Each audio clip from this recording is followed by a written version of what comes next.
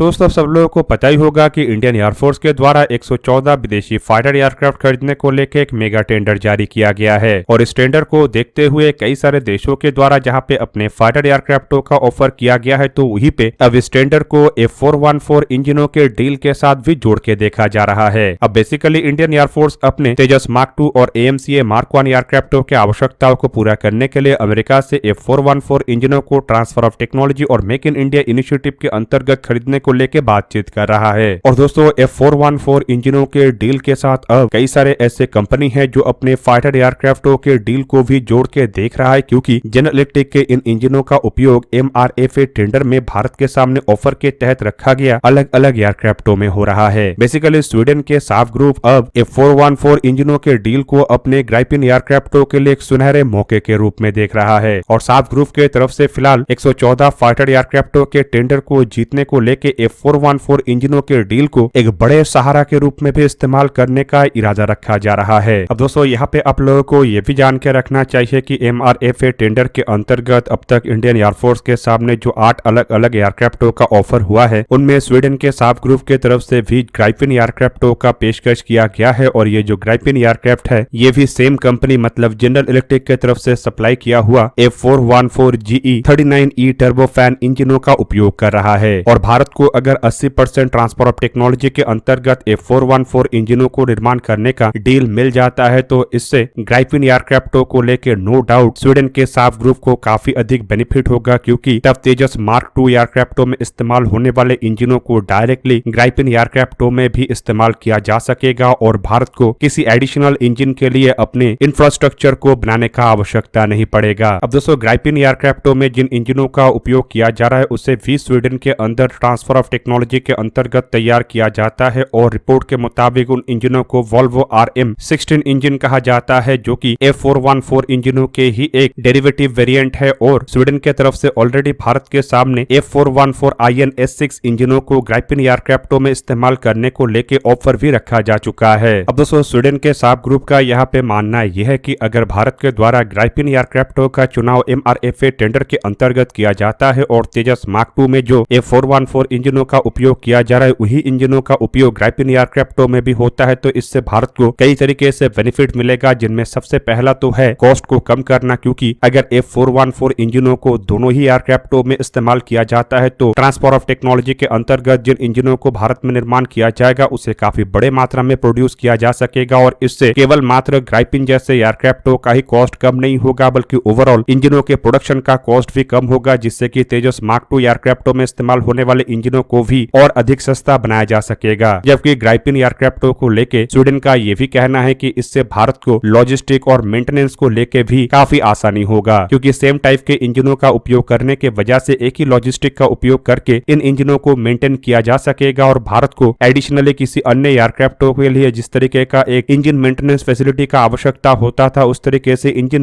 Maintenance facility का भी आवश्यकता नहीं पड़ेगा। और इसी वजह से F414 इंजनों के डील को फिलहाल साफ ग्रुप के तरफ से अपने लिए एक बहुत बड़े अपॉर्चुनिटी के रूप में तो देखा जा रहा है, लेकिन अगर दूसरी तरफ देखा जाए तो स्वीडन के साफ ग्रुप को इस टेंडर को जीतने के लिए एटलीस्ट इस टेंडर में शामिल अन्य एयरक्राफ्टों को भी हराना पड़ेगा। खास करके इंडियन एयरफोर्स के जो रिक्वायरमेंट है उसे पूरा करने का क्षमता इन एयरक्राफ्टों के पास होना चाहिए और केवल मात्र कॉस्ट एफिशिएंसी और लॉजिस्टिक के सुविधा के वजह से भारत इन एयरक्राफ्टों को नहीं खरीदेगा। हालांकि वहीं पे अगर F414 इंजनों के वजह से भारत को मिलने वाले सुविधा को अगर देखा जाए तो दूसरी तरफ बोइंग कंपनी की तरफ से जो FA-18 सुपर हॉर्नेट एयरक्राफ्टों का ऑफर भारत के सामने रखा गया है, असल में उन एयरक्राफ्टों में भी F414 इंजनों का ही उपयोग किया जा रहा है और इससे भी लगभग उसी तरीके का सुविधा या फिर कहे तो बेनिफिट FA-18 सुपर हॉर्नेट एयरक्राफ्टों को मिलेगा। जबकि लॉकहीड मार्टिन कंपनी का भी सिमिलर दावा है और कंपनी का कहना है कि उनके एयरक्राफ्ट मतलब F-21 एयरक्राफ्टों में जिन इंजनों का उपयोग किया जा रहा है वो डायरेक्टली F414 इंजनों का वर्जन तो नहीं है, लेकिन जनरल इलेक्ट्रिक की तरफ से निर्माण किया हुआ इंजन होने के वजह से इन इंजनों को लेके भी भारत को सिमिलर लॉजिस्टिक और कॉस्ट एफिशिएंसी का सुविधा मिलेगा। हालांकि दोस्तों यहाँ पे अगर टेंडर को देखा जाए तो भारत के सामने कई सारे अलग अलग और ताकतवर तरीन एयरक्राफ्ट है, खास करके यूरोफाइटर, टाइफून, राफेल जैसे एयरक्राफ्ट के साथ साथ F-15EX जैसे एयरक्राफ्ट भी इस बार पार्टिसिपेट कर रहा है और इस वजह से हल्के वजन के सिंगल इंजन एयरक्राफ्टों के लिए टेंडर में टिके रह पाना काफी चैलेंजिंग होगा। जबकि दूसरी तरफ अगर देखा जाए तो स्वीडन के तरफ से जो ग्राइपिन एयरक्राफ्टों का ऑफर किया जा रहा है उसी तरीके के सिमिलर एयरक्राफ्टों के रूप में भारत के द्वारा तेजस मार्क 2 एयरक्राफ्टों का डेवलपमेंट किया जा रहा है। मतलब एक तरीके से आप कह सकते हैं कि ग्राइपिन का क्षमता और तेजस मार्क 2 एयरक्राफ्टों का क्षमता सिमिलर होने के वजह से अगर ग्राइपिन जैसे एयरक्राफ्टों को खरीदने का ही संभावनाएं होता है तो क्यों ना इंडियन एयरफोर्स की तरफ से अतिरिक्त मात्रा में तेजस मार्क 2 एयरक्राफ्टों को ही खरीद दिया जाए, जो कि प्रोजेक्ट को और अधिक इंडिजीनियस बनाने के साथ साथ कॉस्ट एफिशिएंट और लॉजिस्टिकली और आसान बनाएगा। अब दोस्तों एक तरफ जहां पे F414 इंजनों के डील के ऊपर कई सारे अलग अलग कंपनी अपना एक्सपेक्टेशन लेके बैठा हुआ है, तो वहीं पे दूसरी तरफ इस दरमियान इंडियन नेवी की तरफ से अपने और एक ताकतवर तरीन जहाज का सी ट्रायल शुरू कर दिया गया है। दोस्तों मैं यहाँ पे जिस जहाज का बात कर रहा हूँ वो असल में INS नीलगिरी है, जिसे कि नीलगिरी क्लास का पहला जहाज कहा जा रहा है और मीडिया रिपोर्टों के मुताबिक काफी तेज रफ्तार में इस जहाज के खाली कंस्ट्रक्शन के काम को ही अंजाम नहीं दिया गया है, बल्कि अब तेज रफ्तार में जहाज के सी ट्रायल को भी शुरू कर दिया गया है। अब दोस्तों आप सब लोगों को पता ही होगा कि इंडियन नेवी के मॉडर्नाइजेशन के लिए अलग अलग शिपयार्डों में कई तरीके के अलग अलग जहाजों का निर्माण चल रहा है और ऐसे ही जहाजों में प्रोजेक्ट 17A मतलब प्रोजेक्ट 17 अल्फा नीलगिरी क्लास के जहाज भी शामिल है और मीडिया रिपोर्टों के मुताबिक ऐसे टोटल 7 जहाजों को इंडियन नेवी के लिए 2 अलग अलग शिपयार्ड में मतलब मुंबई स्थित मजेगांव डॉकयार्ड लिमिटेड और कोलकाता स्थित garden rich ship building and engineering में तैयार किया जा रहा है। और हाल ही में ही एक बहुत बड़े माइलस्टोन के अंतर्गत नीलगिरी क्लास का पहला जहाज मतलब INS नीलगिरी को सी ट्रायल के लिए उतार दिया गया है। दोस्तों ये जो INS नीलगिरी है ये असल में इंडियन नेवी के लिए बनाए जाने वाले अत्याधुनिक स्टेल्थ फ्रिगेट है, जिसका डिजाइन इंडिजीनियस होने के साथ साथ इसमें ज्यादातर इक्विपमेंट जो इस्तेमाल हो रहा है वो भी इंडिजीनियस है। अब दोस्तों यहाँ पे आप लोगों को ये भी जान के रखना चाहिए कि INS नीलगिरी के निर्माण के शुरुआत के 80 महीने के अंदर ही इस जहाज को तैयार करके सी ट्रायल के लिए उतार दिया गया है, जो कि आप लोगों को लग सकता है कि काफी लंबा समय है, लेकिन नीलगिरी क्लास का ये पहला जहाज होने के वजह से 80 महीने के समय को एक बहुत ही रिकॉर्ड टाइम माना जा रहा है और इतने जल्द ही अब तक इंडियन नेवी के लिए किसी भी क्लास के पहले जहाज को निर्माण नहीं किया जा सका, जो कि दर्शाता है कि पिछले कुछ सालों के अंदर भारत में डिफेंस इक्विपमेंटों के निर्माण में कितना प्रोग्रेस हुआ है और खास करके जहाजों के निर्माण में कितना तेज रफ्तारी आया है। हालांकि नीलगिरी क्लास मतलब प्रोजेक्ट 17A के पहले इंडियन नेवी के लिए शिवालिक क्लास के अंतर्गत मतलब प्रोजेक्ट 17 के अंतर्गत भी करीब करीब 3 जहाजों का निर्माण किया जा चुका है, जो कि लगभग इतने ही क्षमता वाला जहाज और ये भी स्टेल्थ फ्रिगेट कैटेगरी में जाता है। और हाल ही में प्रोजेक्ट 17B मतलब नीलगिरी क्लास के जहाजों के बाद निर्माण किए जाने वाले जहाज को लेके भी एक बहुत बड़ा रिपोर्ट आया है और रिपोर्ट के मुताबिक साल 2024 के 3 सितंबर के दिन ही डिफेंस एक्विजिशन काउंसिल के तरफ से इन जहाजों को तैयार करने को लेकर एक्सेप्टेंस ऑफ नेसेसिटी भी जारी किया गया है, जिसके अंतर्गत असल में और भी 7 से 8 ऐसे जहाजों को तैयार किया जाएगा। दोस्तों यहाँ पे आप लोगों को बता दूं कि नीलगिरी क्लास के जहाज या फिर कहे तो प्रोजेक्ट 17A क्लास के जो जहाज है कोई छोटे मोटे जहाज नहीं बल्कि 6670 टन वजन का और करीब करीब 150 मीटर लंबा और 18 मीटर चौड़ा एक काफी भारी भरकम जहाज है, जिसमें 2 मेन के डीजल इंजन का उपयोग किया गया है, जबकि इसके अलावा 2 जनरल इलेक्ट्रिक के LM2500 गैस टरबाइन का उपयोग हुआ है। प्रोपल्शन सिस्टम के रूप में ये combined diesel and gas generator का उपयोग करता है। और दोस्तों ये जो जहाज है काफी लंबे रेंज में मतलब करीब करीब 4600 किलोमीटर से लेकर 10,000 किलोमीटर के रेंज में काम करने में सक्षम है और नीलगिरी क्लास के इन जहाजों में काफी भारी भरकम हथियार का उपयोग किया गया है, मतलब करीब करीब 32 बराक 8 मिसाइल या फिर कहे तो 8 ब्रह्मोस जैसे एंटीशिप क्रूज मिसाइलों को यहाँ पे लगाया गया है, जबकि इसके अलावा 2 ट्रिपल टॉर्पेडो ट्यूब जिसमें वरुणास्त्र जैसे टॉर्पेडो और 2 RVU 6000 anti submarine rocket launcher का भी उपयोग किया गया है, जिनमें से हर एक लॉन्चर में 72 रॉकेट रहता है। हालांकि इसके अलावा प्राइमरी हथियार के रूप में नीलगिरी क्लास के इन जहाजों में ओटामलारा 76 मिलीमीटर के नेवल गन और 2 AK-630 close in weapon system का भी उपयोग किया गया है। कुल मिला के अगर देखा जाए तो नेवी के लिए बनाए जाने वाले नीलगिरी क्लास के इन जहाजों को one of the most advance जहाज कहा जा रहा है और रिपोर्ट के मुताबिक पहला जहाज जहां पे आने वाले कुछ महीनों के अंदर इंडियन नेवी के बेड़े में कमीशन हो जाएगा, तो वहीं पे साल 2027 तक इंडियन नेवी को इस क्लास के अंतर्गत बनाए जाने वाले सभी के सभी जहाज मतलब सातों के सातों जहाज मिल जाएगा। दोस्तों आप लोगों को क्या लगता है कि 80 महीने के रिकॉर्ड टाइम के अंदर पहले जहाज को सी ट्रायल में उतार देना इंडियन नेवी के लिए कितना बड़ा अचीवमेंट है? कमेंट करके अपनी राय अवश्य दीजिए। दोस्तों आज के इस वीडियो को यहीं पे ही करते समाप्त, किसी और एक दिन किसी और एक वीडियो में मिलेंगे, तब तक के लिए जय हिंद, वंदे मातरम।